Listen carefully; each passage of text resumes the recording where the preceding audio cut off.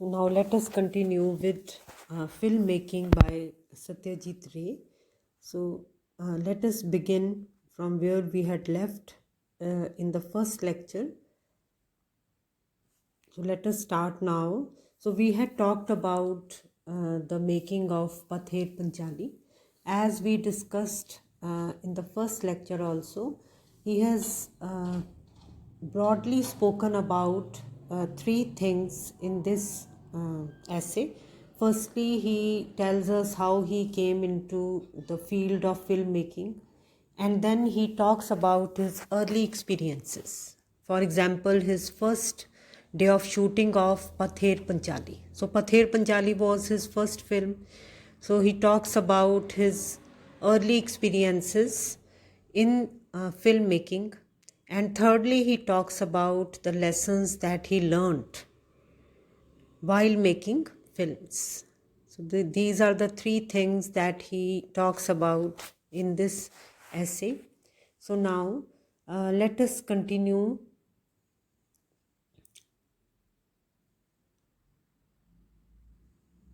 So as you can see, I'll start from the third paragraph. Balancing of means and ends is not an easy process, and a certain impatience sometimes make a director plunge into a subject that is clearly beyond his scope. Such was the case with The Music Room, my third film. So as we were discussing in the end of the first lecture, what he says is that a film director is constantly making calculations. He's constantly he's trying to balance means and ends. Means whatever is available to him, and ends means what he wants to achieve, what he wants to show in his films.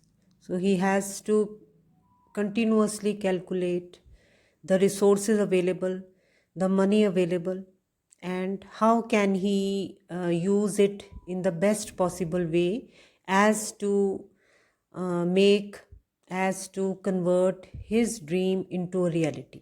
Clear? ਕਿ ਜੋ ਵੀ ਉਹ ਕਰਨਾ ਚਾਹੁੰਦਾ ਉਹਨੂੰ ਨਾਲ ਕੀ ਦੇਖਣਾ ਪੈਂਦਾ ਕਿ ਕਿੰਨਾ ਕੁ ਪੈਸਾ ਜਿਹੜਾ ਪ੍ਰੋਡਿਊਸਰਸ ਹੈ ਅਵੇਲੇਬਲ ਕਰ ਰਹੇ ਹੈ। ਸੋ ਫਿਰ ਉਹ ਕੀ ਕਹਿੰਦਾ ਕਿ ਸਮਟਾਈਮਸ ਜਿਹੜਾ ਡਾਇਰੈਕਟਰ ਹੈ ਉਹ ਕੀ ਕਰਦਾ, ਹੀ ਸਮਟਾਈਮਸ ਹੀ ਬਿਕਮਸ ਇੰਪੇਸ਼ੈਂਟ, ਕਿ ਉਹਨੂੰ ਕਈ ਵਾਰੀ ਥੋੜ੍ਹੀ ਪਰੇਸ਼ਾਨੀ ਜੀ ਹੋਣ ਲੱਗ ਪੈਂਦੀ ਹੈ, ਔਰ ਉਹ ਕਈ ਵਾਰੀ ਕੀ ਕਰਦਾ, ਕਈ ਵਾਰੀ ਉਹ ਜ਼ਿੱਦ ਕਰ ਬੈਠਦਾ ਹੈ, ਇਸ ਤਰ੍ਹਾਂ ਦੀ ਜ਼ਿੱਦ ਜਿਹੜੀ ਕਿ ਬਾਅਦ ਦੇ ਵਿੱਚ ਉਹਨੂੰ ਕੀ ਲੱਗਦਾ ਕਿ he should not have done it. So here he has given an example of The Music Room. This was his third film. So Music Room simply means ਜਿੱਥੇ ਕੋਈ ਅਮੀਰ ਵਿਅਕਤੀ ਆਪਣੀਆਂ ਮਹਿਫਿਲਾਂ ਹੋਲਡ ਕਰਦਾ ਹੈ। ਇੱਕ ਇਹੋ ਜਿਹਾ ਕਿਸੇ ਦਾ ਕਿਸੇ ਅਮੀਰ ਵਿਅਕਤੀ ਦੇ ਘਰ ਦੇ ਵਿੱਚ ਇੱਕ ਇਹੋ ਜਿਹਾ ਪੋਰਸ਼ਨ, ਇੱਕ ਇਹੋ ਜਿਹਾ ਕਮਰਾ ਜਿੱਥੇ ਕਿ ਉਹ ਕੀ ਕਰਦਾ, ਵੇਅਰ ਹੀ ਹੋਲਡਸ ਹਿਜ਼ ਸੋਇਰੀਜ਼, ਮਹਿਫਿਲਾਂ ਜਿੱਥੇ ਹੋਲਡ ਕਰਦਾ ਹੈ। ਸੋ ਇਹ ਉਹਨੇ ਮੂਵੀ ਜਦੋਂ ਬਣਾਈ ਤਦ ਉਹਨੂੰ ਇੱਕ ਹੋਰ ਸਬਕ ਮਿਲਿਆ ਕਿ we should function within our means, ਕਿ whatever is available to the director ਉਹਨੂੰ ਉਹਦੇ ਮੁਤਾਬਿਕ ਹੀ ਆਪਣੀ ਫਿਲਮ ਬਣਾਉਣੀ ਚਾਹੀਦੀ ਹੈ, ਉਹਨੂੰ ਜ਼ਿੱਦ ਨਹੀਂ ਕਰਨੀ ਚਾਹੀਦੀ। ਸੋ ਇਹ ਉਹਨੂੰ ਇੱਕ ਸਬਕ ਮਿਲਿਆ। ਸੋ ਦੇਖੋ ਇਹਨੂੰ ਕਿ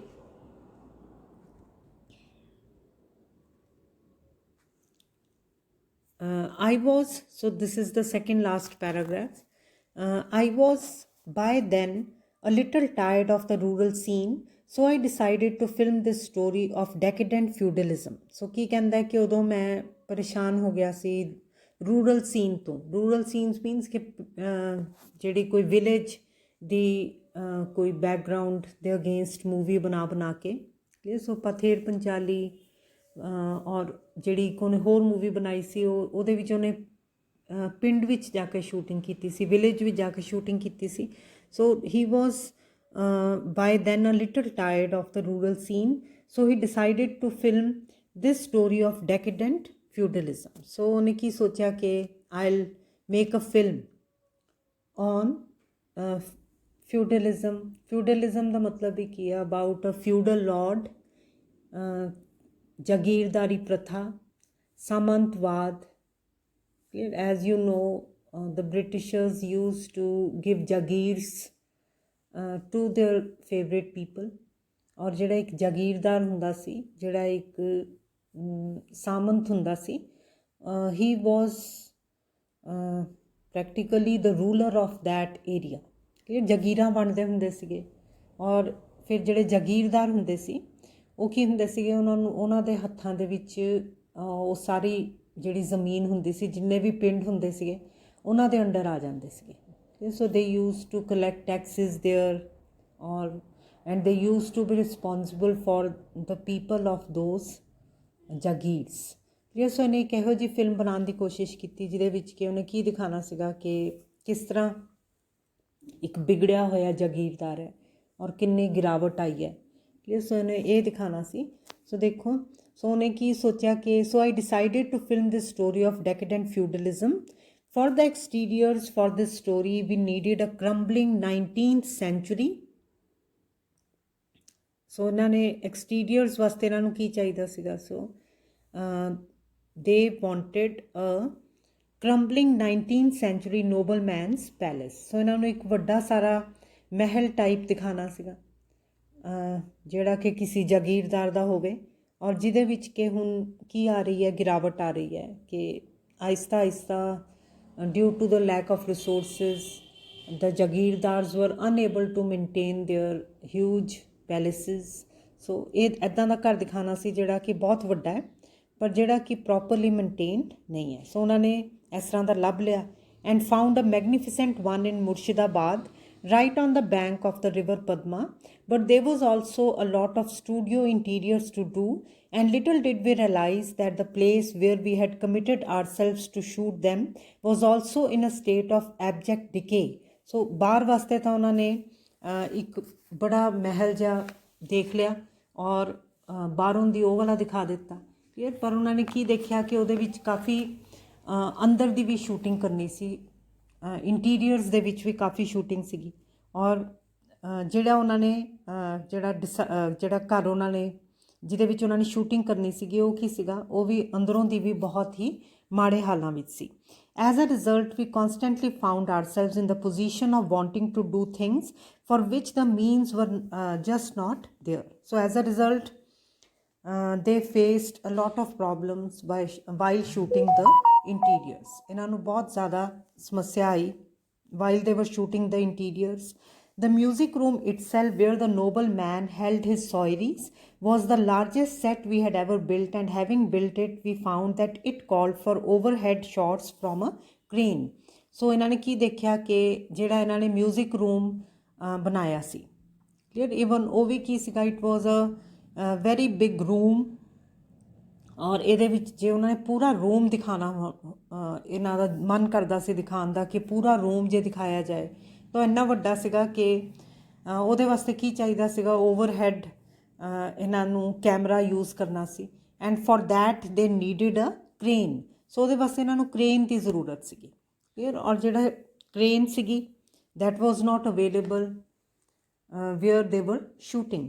ਸੋ the music room itself where the nobleman held his soirees. soirees ਇਹੀ ਹੈ ਬੇਟਾ, ਜਿਹੜੇ ਮਹਿਫਿਲਾਂ, ਜਿਹੜੇ ਜਾਗੀਰਦਾਰ ਸੀ, ਜਿਹੜੇ ਵੱਡੇ ਵੱਡੇ ਅਮੀਰ ਲੋਕ ਸੀਗੇ ਉਸ ਵੇਲੇ ਗਾਣ ਵਜਾਉਣ ਦਾ ਪ੍ਰੋਗਰਾਮ ਰੱਖਦੇ ਹੁੰਦੇ ਸੀਗੇ. ਸੋ ਇਹ ਇਹਨਾਂ ਨੇ ਸ਼ੂਟਿੰਗ ਕਰਨੀ ਸੀ ਇੱਥੇ ਔਰ ਉਹ ਮਿਊਜ਼ਿਕ ਰੂਮ ਬਹੁਤ ਵੱਡਾ ਬਣ ਗਿਆ ਸੀ ਪਰ ਸਾਰਾ ਦਿਖਾਉਣਾ ਇੰਪੋਸੀਬਲ ਸੀਗਾ. ਉੱਪਰੋਂ ਦੀ ਕੈਮਰੇ ਨਾਲ ਸ਼ੂਟਿੰਗ ਕਰਨੀ ਸੀ and for that they needed overhead shots from a crane.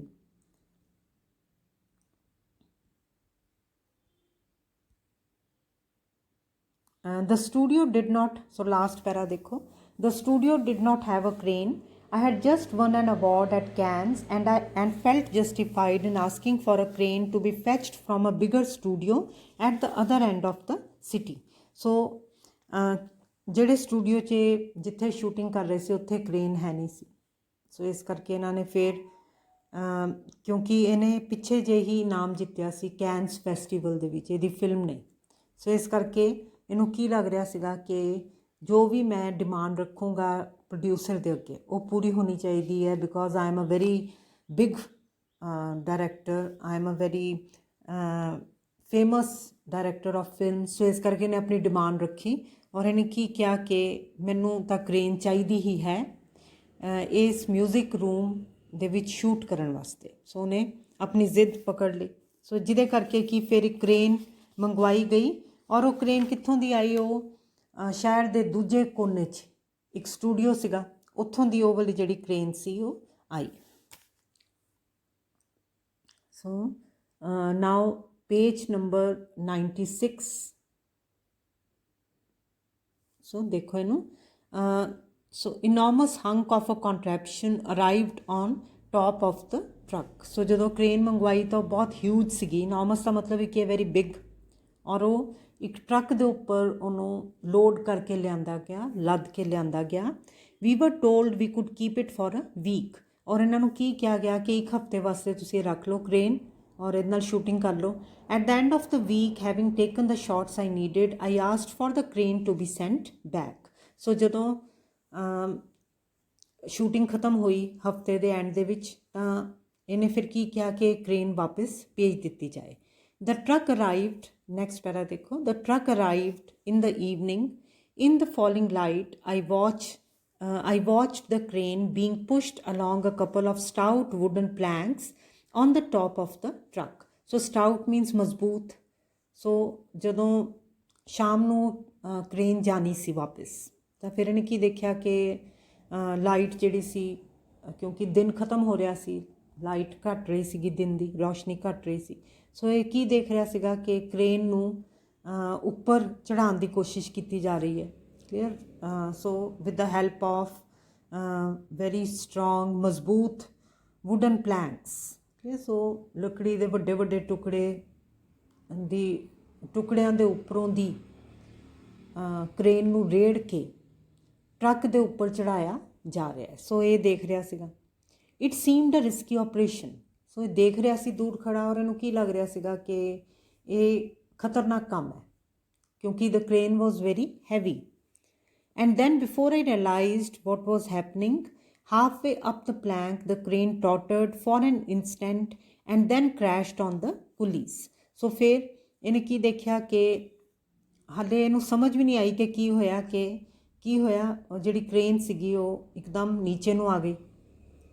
ਥੋੜ੍ਹੀ ਦੇਰ ਉਹ ਕ੍ਰੇਨ ਜਿਹੜੀ ਸੀ ਉਹ ਇੱਕਦਮ ਬੈਲੈਂਸ ਲੂਜ਼ ਕੀਤਾ, ਔਰ ਫਿਰ ਉਹ ਜਿਹੜੀ ਕ੍ਰੇਨ ਸੀ ਉਹ ਨੀਚੇ ਨੂੰ ਆ ਗਈ, ਗਿਰ ਗਈ, ਔਰ ਕਿਹਨਾਂ ਦੇ ਉੱਪਰ ਆ ਕੇ ਗਿਰੀ? ਕੁਲੀਜ਼ ਦੇ ਉੱਪਰ। ਜਿਹੜੇ ਕੁਲੀ ਉਹਨੂੰ ਚੜ੍ਹਾਉਣ, ਜਿਹੜੇ ਮਜ਼ਦੂਰ ਉਹਨੂੰ ਚੜ੍ਹਾਉਣ ਦੀ ਕੋਸ਼ਿਸ਼ ਕਰ ਰਹੇ ਸੀ।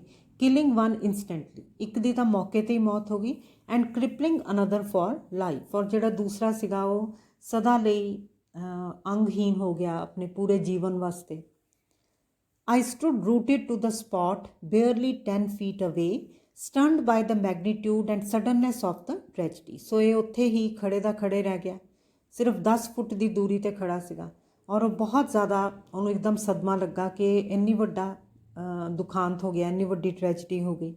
It took me some time to realize that all this would not have happened if I had not set my mind on those overhead shots. ਸੋ ਥੋੜ੍ਹੀ ਦੇਰ ਬਾਅਦ ਇਹਨੂੰ ਕੀ ਲੱਗਣ ਲੱਗ ਪਿਆ ਕਿ ਜੇ ਇਹਨੇ ਇੰਨੀ ਜ਼ਿੱਦ ਨਾ ਕੀਤੀ ਹੁੰਦੀ ਕਿ ਮੈਨੂੰ ਕ੍ਰੇਨ ਚਾਹੀਦੀ ਹੈ, ਤਾਂ ਸ਼ਾਇਦ ਇਹ ਸਭ ਕੁਝ ਨਾ ਹੁੰਦਾ। ਠੀਕ। ਸੋ ਹੁਣ ਇਹਨੂੰ ਦੇਖੋ next para. The striving to find a balance between means and ends applies particularly to a place like Bengal, where the smallness of the market and the circumstances of distribution provide an automatic check on technical expansion. So ਕੀ ਕਹਿੰਦਾ ਕਿ ਇਸ ਤਰ੍ਹਾਂ ਇੱਕ ਜਿਹੜਾ director ਹੈ ਉਹਨੂੰ ਹਮੇਸ਼ਾ ਹੀ ਕੀ ਕਰਨਾ ਪੈਂਦਾ ਹੈ? He has to see how much money is made available, how much money is being made available by the producer, ਕਿ ਪ੍ਰੋਡਿਊਸਰ ਕਿੰਨਾ ਕੁ ਪੈਸਾ ਲਗਾਉਣ ਨੂੰ ਤਿਆਰ ਹੈ, ਔਰ ਮੈਂ ਉਹਦੇ ਵਿੱਚ ਕਿੰਨਾ ਕੁ ਜੋ ਮੈਂ ਕਰਨਾ ਚਾਹੁੰਦਾ ਮੈਂ ਕਰ ਸਕਦਾ ਕਿ ਨਹੀਂ ਕਰ ਸਕਦਾ। ਸੋ ਇਹ ਜਿਹੜੀ ਸਟਰਾਈਵਿੰਗ ਹੈ, ਇਹ ਜਿਹੜੀ ਕੋਸ਼ਿਸ਼ ਹੈ, ਇਹ ਡਾਇਰੈਕਟਰ ਹਮੇਸ਼ਾ ਹੀ ਇਸ ਕੋਸ਼ਿਸ਼ ਦੇ ਵਿੱਚ ਲੱਗਾ ਰਹਿੰਦਾ ਹੈ। ਔਰ ਖ਼ਾਸ ਤੌਰ 'ਤੇ ਬੰਗਾਲ ਵਰਗੀ ਜਗ੍ਹਾ 'ਤੇ, ਜਿੱਥੇ ਕਿ ਨੈਚੁਰਲੀ ਰੀਜਨਲ ਸਿਨੇਮਾ ਹੈ ਅਤੇ ਉਹਦੀ ਮਾਰਕੀਟ ਵੀ ਛੋਟੀ ਹੈ, ਜਿਹਦੇ ਕਰਕੇ ਕਿ ਜ਼ਿਆਦਾ ਜਿਹੜੇ ਪ੍ਰੋਡਿਊਸਰਸ ਹੈ ਉਹ ਜ਼ਿਆਦਾ ਪੈਸਾ ਲਗਾਉਣ ਵਾਸਤੇ ਤਿਆਰ ਨਹੀਂ ਹੁੰਦੇ। For instance, when in 1962 I decided to make a film in color, I had to plan the whole thing in terms of shooting on location because it is not worthwhile for studios here to employ the number of lights needed for shooting interiors. So ਕੀ ਕਹਿੰਦਾ ਕਿ ਇੱਕ ਵਾਰੀ 1962 ਦੇ ਵਿੱਚ ਮੈਨੂੰ ਮੇਰਾ ਮਨ ਕੀਤਾ ਕਿ ਮੈਂ ਇੱਕ ਕਲਰ ਦੇ ਵਿੱਚ ਫਿਲਮ ਬਣਾਵਾਂ, ਕਿ ਮੈਂ ਇੱਕ ਰੰਗੀਨ ਫਿਲਮ ਬਣਾਵਾਂ। ਕਲੀਅਰ। ਤਾਂ ਮੈਨੂੰ ਕੀ ਕਰਨਾ ਪਿਆ, ਸਾਰੀ ਜਿਹੜੀ ਸ਼ੂਟਿੰਗ ਸੀ ਉਹ ਮੈਨੂੰ ਬਾਹਰ ਐਕਸਟੀਰੀਅਰਸ ਦੇ ਵਿੱਚ ਕਰਨੀ ਪਈ। ਕਲੀਅਰ। ਕਿਉਂਕਿ ਇੰਨੀਆਂ ਜ਼ਿਆਦਾ ਲਾਈਟਸ ਸਟੂਡੀਓਜ਼ ਦੇ ਵਿੱਚ ਅਵੇਲੇਬਲ ਨਹੀਂ ਹੁੰਦੀਆਂ ਕਿ ਜਿਨ੍ਹਾਂ ਨਾਲ ਕਿ ਇੱਕ ਕਲਰ ਫਿਲਮ ਦੀ ਸ਼ੂਟਿੰਗ ਅੰਦਰ ਕੀਤੀ ਜਾ ਸਕੇ। ਇੰਨੀਆਂ ਲਾਈਟਸ ਨਹੀਂ ਹੁੰਦੀਆਂ, ਸੋ ਇਸ ਕਰਕੇ ਬਾਹਰ ਲੋਕੇਸ਼ਨ ਦੇ ਉੱਪਰ ਹੀ ਇਹਨੂੰ ਸ਼ੂਟਿੰਗ ਕਰਨੀ ਪਈ। If I wanted to shoot a colour film in a studio I would probably have to do it in Bombay and Madras. ਕਿ ਬੰਗਾਲ ਦੇ ਵਿੱਚ ਇੱਦਾਂ ਦੀਆਂ ਸੁਵਿਧਾਵਾਂ ਨਹੀਂ ਹੈ ਕਿ ਜੇ ਮੈਂ ਕਲਰ ਫਿਲਮ ਦੀ ਸ਼ੂਟਿੰਗ ਜੇ ਮੈਂ ਸਟੂਡੀਓ ਦੇ ਅੰਦਰ ਕਰਨੀ ਹੋਵੇ ਤਾਂ ਮੈਨੂੰ ਬੰਬੇ ਜਾਂ ਮੈਡਰਾਸ ਜਾਣਾ ਪੈਂਦਾ। The cost would be too high for a Bengali film and one would have to think in terms of Hindi or Tamil, ਕਿਉਂਕਿ ਰੀਜਨਲ ਸਿਨੇਮਾ ਦੇ ਵਿੱਚ ਪੈਸਾ ਵੀ ਪ੍ਰੋਡਿਊਸਰਸ ਘੱਟ ਲਗਾਉਂਦੇ, ਅਤੇ ਕਲਰ ਫਿਲਮ ਜਿਹੜੀ ਸੀਗੀ ਜੇ ਉਹ ਬੰਬੇ ਜਾਂ ਮੈਡਰਾਸ ਜਾ ਕੇ ਕਰਦਾ ਤਾਂ ਜੇ ਉਹ ਬੰਗਲਾ ਫਿਲਮ ਸ਼ੂਟ ਕਰਦਾ ਤਾਂ ਉਹਦੀ ਫਿਰ ਲਾਗਤ ਬਹੁਤ ਵੱਧ ਜਾਣੀ ਸੀ। ਬਣਨ ਦੀ, ਉਸ ਮੂਵੀ ਨੂੰ ਬਣਾਉਣ ਦੀ ਜਿਹੜੀ ਕਾਸਟ ਸੀ ਉਹ ਇੰਨੀ ਜ਼ਿਆਦਾ ਵੱਧ ਜਾਣੀ ਸੀ ਕਿ ਫਿਰ ਉਹਦੇ 'ਚੋਂ ਪ੍ਰੋਫਿਟ ਨਿਕਲਣਾ ਹੀ ਨਹੀਂ ਸੀਗਾ। ਇਹ ਸੋ ਇਸ ਕਿਉਂਕਿ ਇਹਦੀ ਮਾਰਕੀਟ ਛੋਟੀ ਹੁੰਦੀ ਹੈ ਨਾ ਬੇਟਾ, ਬੰਗਲਾ ਫਿਲਮਸ ਦੇ ਵਿੱਚ ਨੈਚੁਰਲੀ ਬੰਗਲਾ ਦਰਸ਼ਕ ਹੀ ਆਉਣਗੇ ਦੇਖਣ, ਸੋ ਇਸ ਕਰਕੇ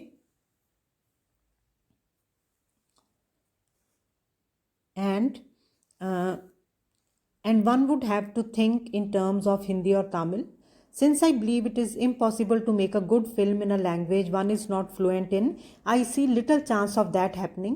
It is as simple as that, really. So ਕੀ ਕਹਿੰਦਾ ਕਿ ਜੇ ਮੈਂ ਕੋਈ ਹਿੰਦੀ ਦੇ ਵਿੱਚ ਫਿਲਮ ਬਣਾਉਣ ਦੀ ਸੋਚਾਂ, ਹਿੰਦੀ ਜਾਂ ਤਾਮਿਲ ਦੇ ਵਿੱਚ ਫਿਲਮ ਬਣਾਉਣ ਦੀ ਸੋਚਾਂ, ਤਾਂ ਮੈਨੂੰ ਜਿਹੜੀ ਪ੍ਰੋਫਿਟ ਹੋ ਸਕਦਾ ਹੈ ਕਿ ਕਿਉਂਕਿ ਹਿੰਦੀ ਜਾਂ ਤਾਮਿਲ ਸਿਨੇਮਾ ਦਾ ਜਿਹੜੇ ਦਰਸ਼ਕ ਹੈ ਉਹ ਜ਼ਿਆਦਾ ਹੈਗੇ। ਪਰ ਉਹ ਕੀ ਕਹਿੰਦਾ ਕਿ since I am a Bengali, ਇਸ ਕਰਕੇ ਮੈਨੂੰ ਕੀ ਲੱਗਦਾ ਹੈ ਕਿ ਮੈਨੂੰ ਉਹੀ ਫਿਲਮ ਬਣਾਉਣੀ ਚਾਹੀਦੀ ਹੈ ਜਿਹੜੀ ਲੈਂਗੁਏਜ ਮੈਨੂੰ ਅੱਛੀ ਤਰ੍ਹਾਂ ਨਾਲ ਆਉਂਦੀ ਹੈ। ਸੋ ਇਸ ਕਰਕੇ ਮੈਂ ਬੰਗਲਾ ਫਿਲਮਾਂ ਬਣਾਉਣ ਦੇ ਵਿੱਚ ਹੀ ਇੰਟਰਸਟਿਡ ਹਾਂ। Talking of means and ends, I think the primary reason why the new wave films have that rough edge to them is that they cannot afford the polish.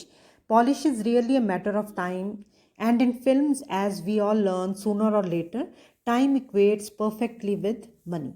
So ਕੀ ਕਹਿੰਦਾ ਕਿ ਜਿਹੜੀਆਂ ਨਿਊ ਵੇਵ ਫਿਲਮਸ ਹੈ, ਜਿੱਦਾਂ ਕਿ ਜਿਨ੍ਹਾਂ ਨੂੰ ਆਪਾਂ art films ਕਹਿੰਦੇ ਹਾਂ, ਕਲੀਅਰ। ਸੋ ਉਹ ਵਾਲੀਆਂ ਜਿਹੜੀਆਂ ਫਿਲਮਸ ਆ ਉਹ ਕੀ ਹੈ, they have a rough edge to them, ਕਿਉਂਕਿ ਜ਼ਿਆਦਾ ਉਹ ਪੋਲਿਸ਼ ਨਹੀਂ ਅਫੋਰਡ ਕਰ ਸਕਦੇ, ਕਿਉਂਕਿ ਪੋਲਿਸ਼ ਦਾ ਮਤਲਬ ਕੀ ਹੈ ਕਿ ਜ਼ਿਆਦਾ ਪੈਸਾ ਫਿਲਮ ਦੇ ਬਣਾਉਣ ਦੇ ਵਿੱਚ ਲਗਾਉਣਾ।